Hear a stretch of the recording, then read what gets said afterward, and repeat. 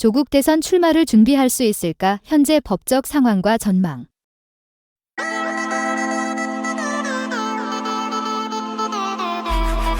조국혁신당 대표가 차기 대선 출마와 관련하여 신중한 입장을 보였다. 조 대표는 최근 전남 곡성군 일정을 마친 후 부산으로 이동하는 도중 진행된 유튜브 라이브 방송에서 대선 출마에 대한 질문에 대선을 언급하기에는 너무 이르다고 답했다. 그는 특히 지난 대선에서 정의당의 심상정 후보가 끝까지 완주한 것에 대해 비판적인 시각을 드러냈다. 조 대표는 만약 제가 심상정 후보였다면 완주하지 않았을 것 같다며 지난 대선에서 심상정 후보의 완주가 진보 진영의 패배 원인 중 하나로 지적된다고 언급했다. 이는 조 대표가 대선 출마를 본격적으로 고려하기 전에 당의 기본적인 체제를 확립하고 당의 입지를 강화하는 것이 우선이라는 입장을 보이고 있음을 나타낸다. 그는 현재 조국혁신당이 대중정당으로서의 역할과 수권정당으로서의 자격을 갖추지 못하고 있는 상황이라고 강조했다. 조 대표는 이재명 더불어민주당 대표와 비교했을 때 제 경험과 능력이 부족하다며 자신과 조국혁신당의 현재 상태를 냉철하게 평가했다. 그는 저와 저희 당이 지금 대선을 운운하기에는 아직 이르다고 생각한다고 덧붙였다. 중앙선거관리위원회에 따르면 지난 2022년 대선에서 민주당 이재명 후보는 국민의힘 윤석열 대통령에게 0.73%포인트 차로 패배했으며 정의당 심상정 후보는 2.37%를 얻었다. 조국 대표의 경우 자녀 입시 비리 및 청와대 감찰 무마 혐의로 1심과 2심에서 징역 2년의 실형을 선고받은 상태로 현재 대법원에서 재판을 받고 있다. 법조계에서는 조 대표의 3심 결과가 무죄 또는 벌금형으로 바뀔 가능성이 낮다고 보고 있다. 만약 조 대표에게 금고 이상의 형이 확정되면 그의 국회의원직은 상실되고 형 집행 종료 후 5년 동안 피선거권도 제한된다.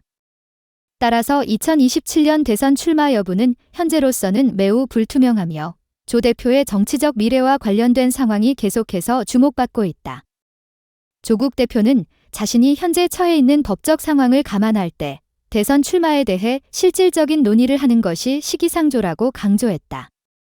그는 정치적 행보를 계획하고 실행하기 전에 우선 현재의 법적 문제를 해결하는 것이 중요하다고 말했다. 또한 조 대표는 자신의 법적 문제와 관련하여 당의 비판적 시각이나 의도적인 정치적 공격에 대해 신중하게 대응하겠다는 입장을 밝혔다. 조국혁신당 내부에서도 조 대표의 대선 출마 여부에 대한 의견이 엇갈리고 있다.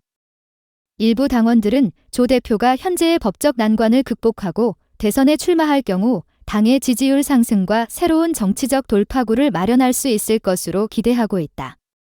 반면 다른 당원들은 조 대표가 법적 문제를 해결하지 않고 대선 출마를 시도하는 것이 당의 리스크를 높일 수 있다고 우려하고 있다.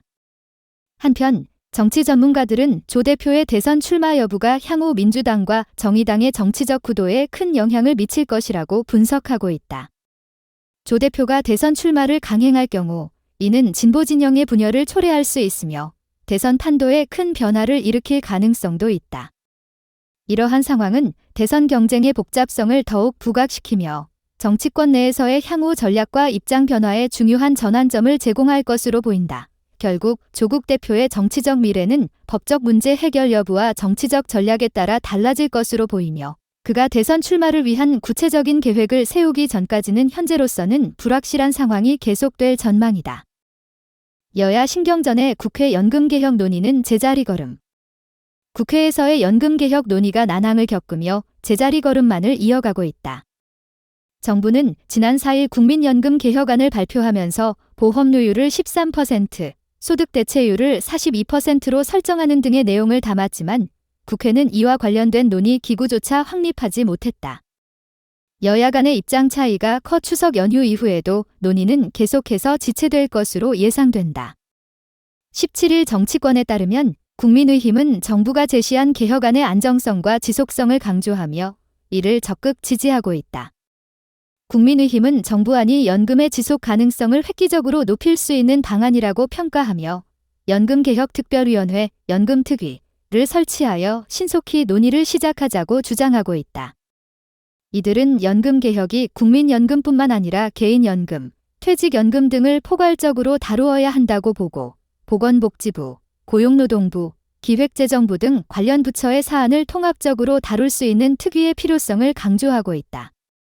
국민의힘은 상임위원회와 달리 특위는 통상 여야 동수로 구성되기 때문에 소수 여당인 국민의힘 입장에서는 특위 신설을 선호할 수밖에 없는 상황이다.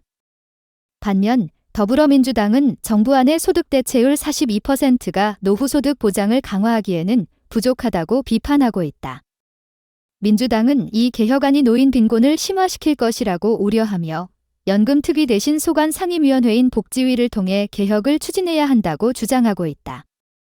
민주당은 연금특위가 지난 국회에서 성과를 내지 못한 전례를 들어 별도의 특위를 다시 가동하는 것보다는 기존 상임위에서 논의하는 것이 더 효과적이라고 보고 있다.